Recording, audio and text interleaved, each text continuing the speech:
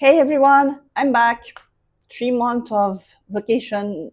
I mean, yeah, vacation. Let's call it a vacation away from YouTube, and I'm ready to shoot videos again. And I'm going to start with one that has been inspired by one of my followers on Instagram who asked me, I think in March or something like that, if I was ever going to make a video about trends and print on demand. And instead of that's a loaded topic because trends evolve very fast. So I'm not sure I can make a evergreen video on trends, but I can point you guys in the right direction to follow trends. So it's a bit more complex than just looking what is happening with fashion and interior design and all that jazz. Because the truth is that all those print on demand or PoD platforms have their own audience, their own flavor, and what trends on one platform is not necessarily what trends on another. So you have to figure out where what your style is and how compatible it is with your print on demand of choice. And keep an eye on what those PoD are telling you every month. So let's dive in. I'm selling on a number of platforms right now, but there are only really 4 that I really keep active on a regular basis. And these are Society 6, which right now is curated, so do not go try to what do I say? Don't try to join Society 6. It's not possible at this moment, but that's the one I'm probably the most active on. The second one is Spoonflower, which is fabric and wallpaper. Then there is TeePublic and Redbubble. I'm on a number of other ones as well, but they're not that well performing. And actually, out of the 4 I have listed right now, my least performing one is Redbubble. For some reason, what I create does not resonate well with their audience. And yeah, I make sales. There is no question about that, but they're on and off. And there are days, not days, months where almost nothing will happen. And then suddenly I will sell a bunch of stickers, t-shirts, and a few comforters. No, comforters, they stopped. So that would be duvet cover. Home decor. Society 6, I sell mostly cushion covers. And recently I have sold a few big ticket items like huge outdoor rugs, bedding. So yeah, mostly home decor. Spoonflower, it's one of the one that I'm still trying to make it take off, because I've been on it since 2024, so a bit over a year. And I do make sales. I made a big one recently, but I'm still trying to get my sea leg over there. So when it comes to trends, there is no one size fit all. First of all, you need to know what your style is. That's very important. Guys, just have your own artist style. Do not try at all costs to please whatever their algorithm and what their aesthetic is. So there will always be a market on any other platform for your brand of weird, your brand of not necessarily trendy. It all boils down to SEO for that. But I'll say that paying attention to what this platform wants is a good way to go to, and see how you can balance their needs, their expectation with your style.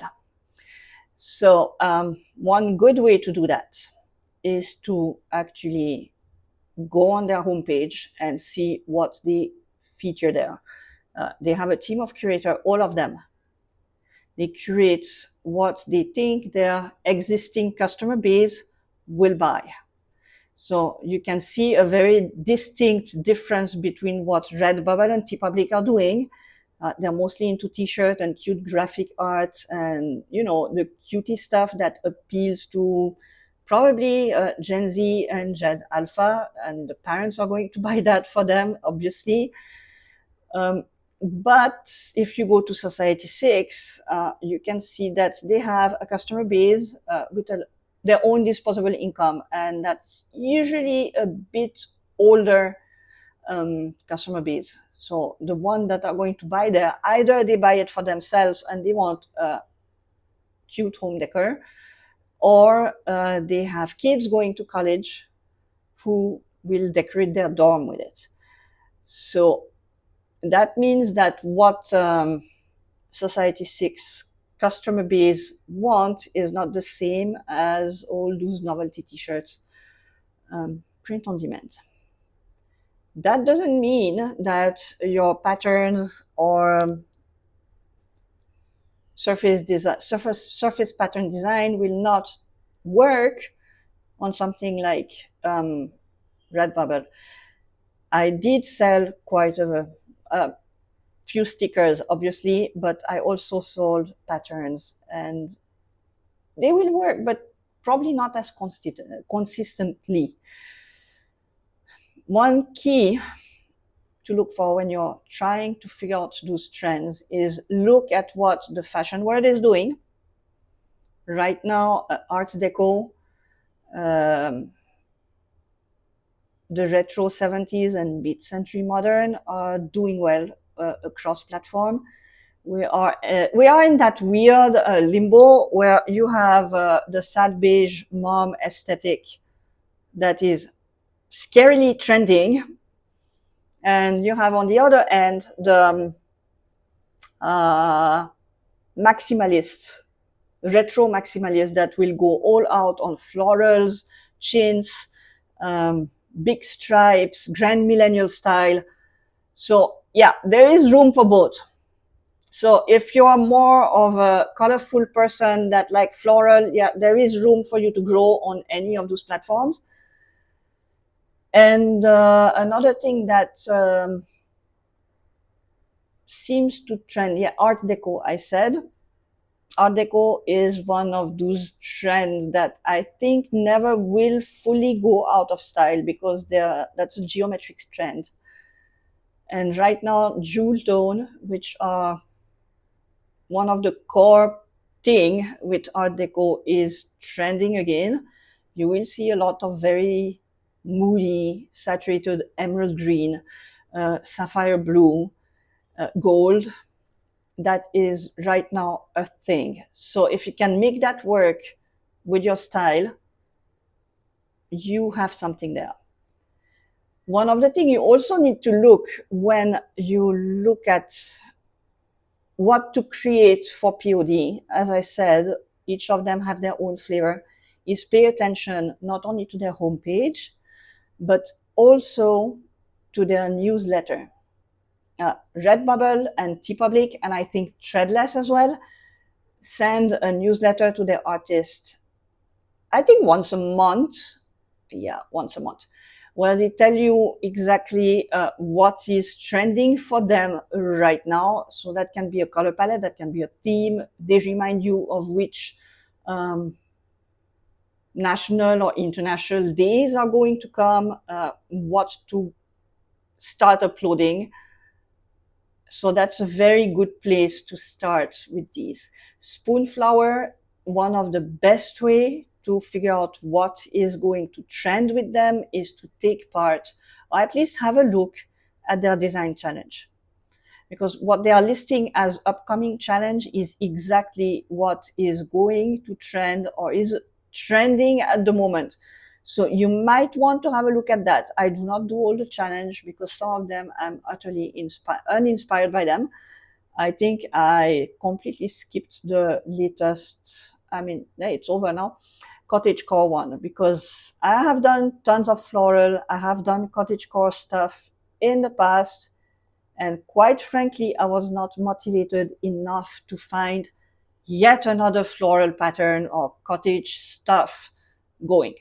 So I gave this one a miss, but I did create some pattern that are inspired by that trend still. I mean, gingham is a thing right now, and all those orchard supermarket retro stuff from the Mediterranean Riviera are trending. So I did pair some of these. That's on trend still. Don't have to enter the challenge. You don't have to do anything extra. Just pay attention to those challenge, because what they are talking about, what they are pushing forward for a challenge, is usually because there is a demand somewhere and they want to put that forth. They are using those challenge winner pattern in their promotions. So always pay attention to that. With Society 6, if you are still with them, and actually even before they went curated, they had webinars going. And these are very important. And I have a feeling that those that made the cut with Society 6 were already people signing up for those webinars that come every 6 months or so. They started last year, where they tell you exactly what they are looking for the upcoming seasons, the trends, the style, the colors, and they even give you the tags to include in your listings. So it was something, it still is something. If you're on Society 6, you do not want to miss those webinars. You don't have to watch them live. You can watch the rerun. They send it to you a couple of days, weeks later. They even send you if you have signed up for it, they will even send you the PowerPoint slides thing, so that you can look at it in your own time. And these are not to be underestimated. If you are on Society 6, do not ignore that, because that's what they put in those webinars is exactly what they want to see on their website and what they will curate. And your key to making sales on any platform is to exactly deliver what this platform wants. And Society 6 is probably the most forward with what they want. It might not be your style all the time, but there is always a way to make it work. Just look at, I go by the color palette mostly, because it's an easy way for me to work from there. And then I look at the core, what do I say? The core elements. So for example, one of the trends they have that is a recurring one is all the retro cottage kind of thing, like again, cottage core, which I gave a miss on Spoonflower, but it's there. And cottage core, it's anything cozy, it's anything rustic, floral, gingham, stripes, things that brings you back to a simple time. So it's elements that are very easy to bring into your existing style. Another thing that, regardless of which platform you sell on, that is doing extremely well right now, is the human factor. In this world with AI art and debate and the whole, controversy of AI generative art, which, by the way, I'm not so hot about, but I'm not threatened either, because what it has created is a demand for art that is not necessarily perfect. Doodles that look like they have been drawn by an actual human being with probably less polished shading, colors, and texture, like doodle art. That is something right now that anybody can make work with their own style. Unless your style was very polished, textured, then that you might want to tone it down a bit, because people are more interested in human art that looks human. I don't know how to say that. Like, that's something I even tell my art students. The hyper realist stuff that they sadly still push for in school, like the Renaissance painting and such. That's a great style, no question about that. But what people tend to forget is that this style was created in a time where there was a demand for it. That was probably some of the earliest account of commercial art. People paid to have human beings that looked like the real stuff on a painting. Why? Because there was no digital camera, there was no photography, there was the only way to render a reality slightly embellished at time was to have a painter that could draw a perfect human body with all the right shading, the right muscle, and yeah, make it buff, because there was no Photoshop either, and people wanted to look good at any time in history. So because of that, they had to develop a style that actually mimicked reality exactly. But as photography came on the scene, the need to paint exact portrait and such was on the decline, because now art didn't have to just capture a moment, memory. It could do more than that, and that is where abstract,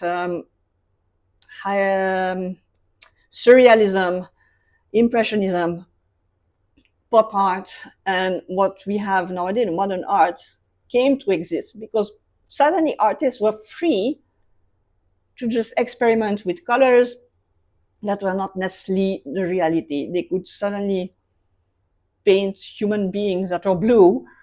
They could paint fruits in any colors but the real colors. They could paint melted clocks. Hello, Salvador Dali. Love you for that. I love those clocks. It was suddenly the humans were unrestrained. And right now, what is happening is we have yet another medium, no, not a medium, tool that has come, which is Gen AI. And yes, it can feel a bit scary at times.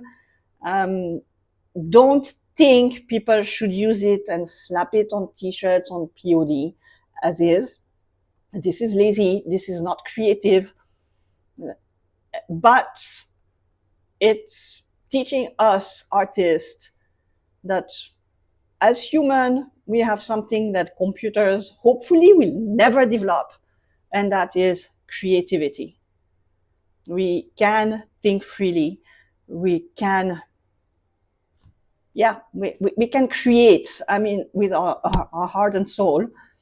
And it is now time to fully let go of the idea of being perfect. Perfect no longer sell. Perfect is something that ChatGPT can do. Kind of. It still kind of suck at some stuff, but yeah, it can make polished art that we were doing before and we no longer have to do. Like, embrace the flows, people. That is one of the big trends that is going, and you will see that consistently on every platform. Doodles everywhere. It's the power of doodle, of simplified colored palette, of less complication, and you can make it work with your own style and aesthetic. That's the beauty of it. And you can make it work with all the other trends. Simple flowers that look maximalist, possible. Art Deco shapes, well, that was always possible, but you could actually probably make them a bit more human, and that would still work. There is something there, guys. So yeah, that's my guide on trends. I'm going to keep it short because I don't want to ramble for too long for you guys. The thing is, you need to pay attention to the world around you a lot, all the time. And You need to have a mix of you in your portfolio and balance it with trends. Like right now, this summer, who has not seen Mediterranean food platter, lemons, tomatoes everywhere? Yeah, you would be hard pressed not to have seen that somewhere as of the summer of 2025. I have drawn some lemons, and yes, they are successful. I mean, they have sold on Society 6 mostly, and liked a lot on Spoonflower. So even though that it seems like it's a saturated thing because everybody is doing that right now, there is still room for you. Trust me.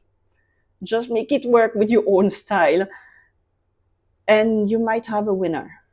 So do not discount a massively trendy thing on the account that it's not niche enough, that it's saturated, that there are probably, no room for you to be seen in it because you might be surprised. Along with you promoting, and promoting some more, these short, probably, is it short-lived? I don't know, because yeah, lemons, citrus fruit, they're kind of an evergreen. So they have their moment right now, but they might have their moment a few years down the line as well. So you never know. Just balance. It's a game of balance, guys. Balance trends with your style, with everything, and do not be afraid to put your work out. Why? Because on most of these platforms, you're not paying a listing fee unless you're on Etsy, which is a different thing. You're not paying a listing fee. So even if your design doesn't sell, you have absolutely nothing to lose at this point. The worst that can happen is that, like Spoonflower is apparently going to clean up older design that never sold or don't have enough likes. They will kill them after 2 years. And actually, that's a cleaning up that I kind of welcome. That has happened to my Society 6 shop as well. Since they curated the thing, they also chopped away a lot of design of their remaining artists. And thank God for it. I'm all for it because a vast majority of my old work was not selling. It's good for them to just do that spring cleaning for me. I don't have to worry too much. And I keep creating new stuff. And yeah, it's good to have some of those PoD that actually do some of the spring cleaning for you. It frees your mind to actually do something else, which is paying attention to what they want right here, right now. And it's not that difficult to do, guys. You just go every now and then on their homepage, look at what they curate, pay attention to their newsletter, and have fun with that.